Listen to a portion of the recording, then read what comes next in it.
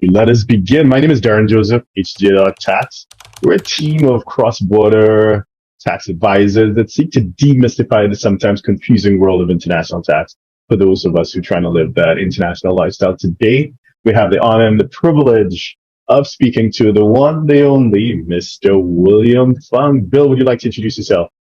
Thank you. Again, my name is William Funk. I'm a tax attorney, member of the firm Norris McLaughlin, and I have a fairly broad tax practice, which covers such things as cross-border, tax planning for corporate transactions, as well as partnerships, personal matters, state and local, and I also deal with civil tax controversy. So it's a fairly broad tax practice. So generally speaking, I mean, definitely people who have, substantial investments and they're looking to move to the US, they'd have definitely been, at least they should have heard about PFICs, what they are and what the implications are. So could you talk to us a bit about what they are and potentially what can be done to mitigate against them? Well, PFICs are, and stands for passive personal foreign investment company. But basically, that any time that you have a non-U.S. An interest in any percentage in a non-U.S. corporation that is not engaged in active trade or business, as it's not like investing, it's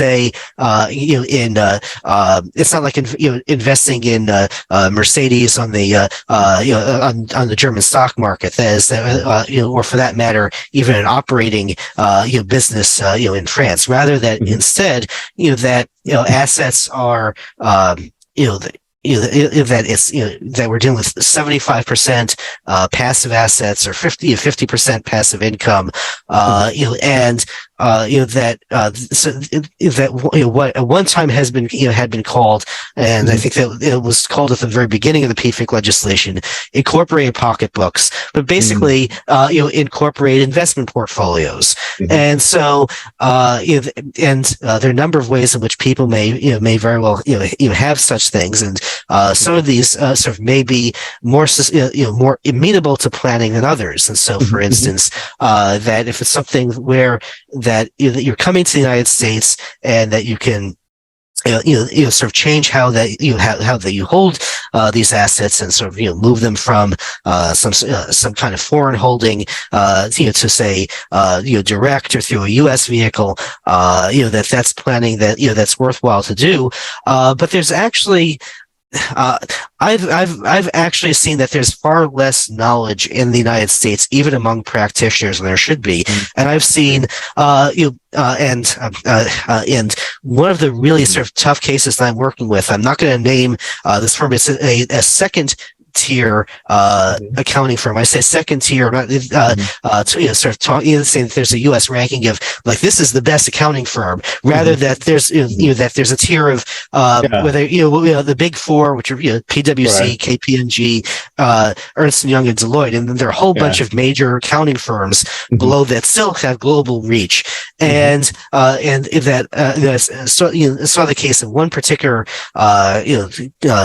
client who was a family that came from a country in Western Europe to the United States. They had a portfolio for a disabled child, and they've been here for more than 10 years, 20 years, and then finding out that that this firm had never been filing PFIC returns, and just the mess that is, and the thing is that that there's no way to go back retroactively 20 years. I've looked into this. I've had conversations with the IRS, and I simply don't think that it can be done. And maybe that there's somebody else out there who's actually gotten the IRS to accept going back 20 years. But my conversation with IRS counsel, says rejected that. And so that there are things that can be done to sort of mitigate impacts involving PFIC elections, which are best done again the moment that's best coming over, because at least it can be what's called a pedigreed PFIC, which means that it doesn't have this kind of a certain kind of built-in gain that that is taxed at at interest rates when they're when it's finally sold. And there are ways of that there's at least current taxation, which that would seem not to be desirable, except it's still better than these interest charge PFICs. And so that there are these things called qualifying electing funds that if they provide information in a certain way, that it permits essentially the taxation on a transparent basis of these corporate vehicles. And that again that it may seem like it's an immediate hit, but over the long run, that it works. A second best thing is mark to market, which that when you have assets that at least are publicly traded in the jurisdiction in which that they're issued, that you have some options for that.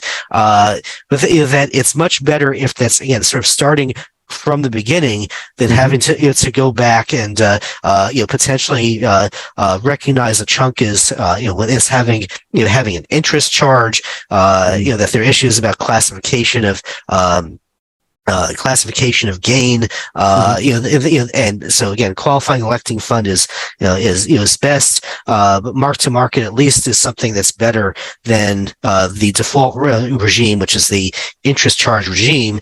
And again, that requires some advanced planning, and again, that there are sophisticated firms out there that you would think that would be on top of this, but I think that unless that there's somebody who really is acting as an advocate for the international issues, that very often that somebody will sort of send over a questionnaire and mention one circumstance where that the recipient decides, I don't want to answer this, but but there are also circumstances where that the recipient is so overwhelmed that they're like, I can't answer everything. I'm just going to email you and tell you everything that there is, and and it really takes either that the CPA, the tax advisor who's engaged, to focus on really asking are there international holdings, or if that there's an international advisor who's been part of this, making sure that everybody knows this all has to be done. But that there's this there's a real passivity that can set in among people who frankly are sort of paid too much to be that passive. Yeah, those are really important points to note. The idea that the U.S. tax code is huge. It's absolutely huge. And some people, I have arguments with my colleagues internationally, and, some people say Brazil is more complex, and they go back and forth, but it's really huge. So no one person knows everything. So you go to a pretty reputable tax firm, whether it's a second tier, but I haven't had experience with top tier, the big four, like you call them. But depending on which partner or which associate something goes to, whoever you're dealing with, if they don't know international tax, things are going to get messed. So you really need to be dealing with personnel in that firm who knows the international tax issues inside out. So in those firms, that you get some real siloing, where that you have departments that don't talk with each other, and that somebody sort of thinks, all right, if this thing has come to me, well, there's some other department that would have already dealt with the international issues. And so, that's not something that they need to think about, that they need to sort of chase down. Somebody else thought about these issues. Again, that there's a certain type of lethargy, that sort of the more bureaucratic, the firm, is sort of the less initiative that there is. And, so that, while that you sort of have this expectation, all right, if they're paying, top dollar, that I get people who are really sort of actively thinking, that's not necessarily the case. Absolutely. And another point that you raised that I wanted to, emphasize is the idea of this questionnaire or an organizer. And if for most people coming from another relatively simpler jurisdiction, they are completely unaccustomed to it.